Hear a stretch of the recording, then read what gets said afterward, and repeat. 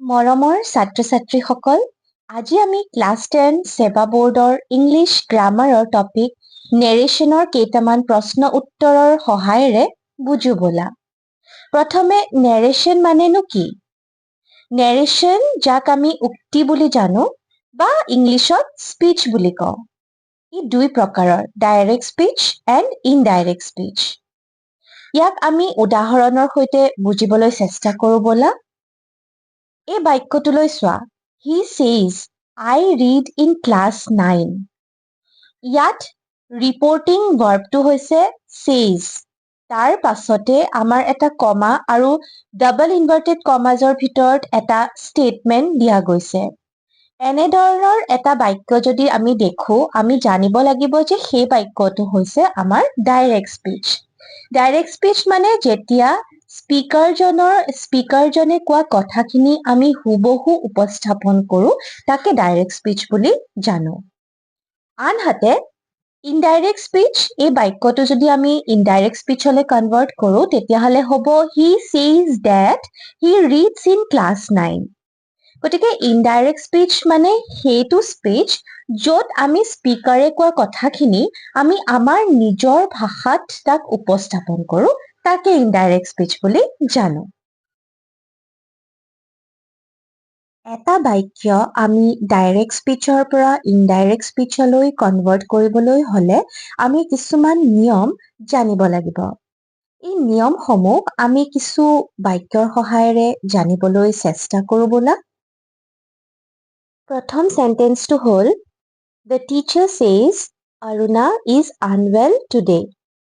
এই বাক্যটোক আমি ইনডাইৰেক্ট কৰিব লাগে আৰু এই বাক্যটোক যদি তোমালোকে চোৱা, তেতিয়াহ'লে ইয়াত ৰিপৰ্টিং ভাৰ্ব কোনটো? ৰিপৰ্টিং ভাৰ্ব হৈছে says। আমি প্ৰথমতে মন কৰিব লাগিব এই ৰিপৰ্টিং ভাৰ্বটো কি টেন্সত দিয়া আছে। এই বাক্যটোত ৰিপৰ্টিং ভাৰ্বটো প্ৰেজেন্ট টেন্সত আছে। গতিকে আমি এই ৰুলটো জানিব লাগিব যে যেতিয়া ৰিপৰ্টিং ভাৰ্বটো প্ৰেজেন্ট টেন্সত থাকে, তেতিয়াহ'লে ৰিপৰ্টেড স্পীচটো যেতিয়া আমি ইনডাইৰেক্টলৈ কনভাৰ্ট কৰিম, তেতিয়া তাৰ টেন্সৰ কোনো ধৰণৰ পৰিৱৰ্তন নহয়। তেনেদৰে কিছু শব্দও পৰিৱৰ্তন নহয়, যেনেকে টুডে, টুমৰো, আগো, এইবিলাক শব্দ যেনেকে থাকে তেনেকেই থাকি যায়। গতিকে এই বাক্যটো ইনডাইৰেক্ট কৰিলে হ'ব The teacher says that Aruna is unwell today. Second sentence-টোলৈ মন কৰা, Vimala will say Rita is a good girl. এই বাক্যটোত আমাৰ ৰিপৰ্টিং ভাৰ্বটো ফিউচাৰ টেন্সত আছে। যেনেকে আমি গম পালো যে যদি ৰিপৰ্টিং ভাৰ্বটো প্ৰেজেন্ট টেন্সত থাকে, তেতিয়াহ'লে ৰিপৰ্টেড স্পীচৰ টেন্সৰ কোনো ধৰণৰ পৰিৱৰ্তন নহয়। ঠিক সেইদৰে যদি ৰিপৰ্টিং ভাৰ্বটো আমাৰ ফিউচাৰ টেন্সত থাকে, তেতিয়াহ'লেও আমাৰ ৰিপৰ্টেড স্পীচৰ টেন্সৰ কোনো ধৰণৰ পৰিৱৰ্তন নহয়। গতিকে এইটো ইনডাইৰেক্ট কৰিলে হ'ব Vimala will say that Rita is a good girl. Next sentence-টো হ'ল He said, I saw you a few days ago. এই বাক্যটোত ৰিপৰ্টিং ভাৰ্ব past tense-ত আছে আৰু ৰিপৰ্টেড স্পীচৰ ভাৰ্ব টেন্সটো past-ত আছে। ইয়াৰ ৰুলছসমূহ হৈছে যেতিয়া ৰিপৰ্টিং ভাৰ্বটো past tense-ত থাকে, তেতিয়াহ'লে ৰিপৰ্টেড স্পীচৰ past tense-সমূহ এনেদৰে পৰিৱৰ্তন হয়, past indefinite বা simple past কনভাৰ্ট হয় past perfect-লৈ, past continuous চেঞ্জ হয় past perfect continuous-লৈ, আৰু past perfect and past perfect continuous tense do not change at all. এই বাক্যটোত আমাৰ simple past আছে, গতিকে ৰুলৰ অনুসৰি আমি ইয়াক past perfect-লৈ কনভাৰ্ট কৰিব লাগিব। লগতে এটা বিশেষ কথা মন কৰিবলগীয়া যে এই ৰিপৰ্টেড স্পীচটোৰ প্ৰনাউনটো I আছে, ফাৰ্ষ্ট পাৰ্চন চিংগুলাৰ, আৰু ইয়াক আমি কেনেকে কনভাৰ্ট কৰিম? গতিকে pronouns of the first person are changed after the person of the subject of the reporting verb. গতিকে আমাৰ ৰিপৰ্টিং verb যোনটো said, তাৰ subjectটো কি হয়? He হয়। So accordingly আমাৰ first personটো convert হ'ব subjectটোলৈ। গতিকে এই বাক্যটো যদি আমি ইনডাইৰেক্ট কৰো, তেতিয়াহ'লে হ'ব He said that he had seen me a few days ago ঠাইত before বহিব a few days before এই লিষ্টখন মই তোমালোকক ইয়াৰ লগতে দি দিছো যে ago before হয় বা tomorrow next day হয় এইখিনি তোমালোকে মনত ৰাখিব লাগিব Next sentence to লৈ মন কৰা He said to me, I do not work on Sundays.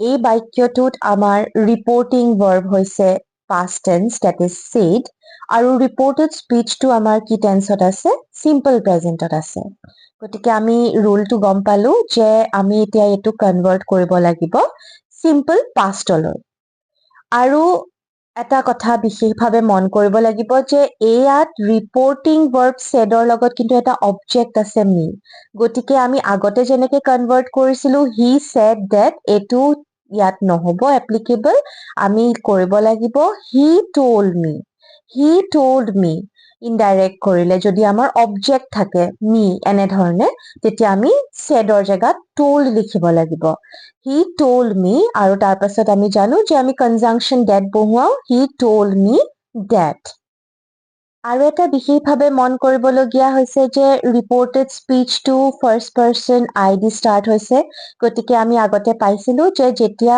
reported speech to first person I হয় সি কি হলে convert হৈ যায় সি convert হৈ যায় according to the person of the subject of the reporting verb গতিকে ইয়াত reporting verbৰ subject টো হৈছে he গতিকে আমি যেতিয়া ইয়াক convert কৰিম গোটেইখিনি rules লগাই তেতিয়াহলে এই বাক্যটো আমাৰ indirectত হ'ব he told me that he did not work on Sundays গতিকে আশা কৰিছো তোমালোকে এই rule কিটা বুজি পাইছা ইয়াৰ পাছৰ sentence টো হ'ল he said to me you are very intelligent আশা কৰিছো এতিয়া তোমালোকে এইটো কৰিব পাৰিবা ইয়াত খালি এটা বিশেষ মন কৰিবলগীয়া যে reported speech টো কিন্তু এবাৰ first person নহয় second person you আছে গতিকে আমি এইটো কেনেকে convert কৰিম আমি ইয়াৰ ৰুলটো জানিব লাগিব যে যেতিয়া pronoun টো second personত থাকে ই change হয় after the person of the object of the reporting verb গতিকে আমাৰ ইয়াত reporting verbৰ object টো কি me গতিকে আমি ইয়াক accordingly convert কৰিম He told me that you ঠাইত I বহিব গতিকে এইটো তোমালোকেতো জানাই subjective আৰু objective caseৰ কথা ইয়াত me টো objective caseত আছে আমি এইটো subjective কৰিব হলে I হৈ যাব He told me that I was very intelligent so in this way we will convert this particular sentence into indirect speech আশা কৰো তোমালোকে এইখিনি বুজি পালা আৰু এটা কথা মন কৰিবা যে যদি আমাৰ pronoun টো third person থাকে for example he said to me she is tall and slim third person আছে pronoun টো reporting verbত reported speechত তেনেকুৱা ক্ষেত্ৰত কিন্তু third person থাকিলে কোনো ধৰণৰ পৰিৱৰ্তন নহয় এইকিটা ৰুল তোমালোকে মনত ৰাখিলে তোমালোকৰ narrationৰ কোনো ধৰণৰ বিশেষ ভুল হ'ব বুলি মই নাভাবো গতিকে এইখিনিয়ে আজিলে আছিলে ইয়াৰ নেক্সট ভিডিঅ'টোত মই কেনেকে ডাইৰেক্টৰ পৰা ইনডাইৰেক্ট আমি ইন্টাৰোগেটিভ সেন্টেন্স অপাৰেটিভ সেন্টেন্স বা ইম্পাৰেটিভ সেন্টেন্স কৰো তাৰ ওপৰত এটা বিশেষ ভিডিঅ' লৈ আহিম আজিলে ইমানতে ধন্যবাদ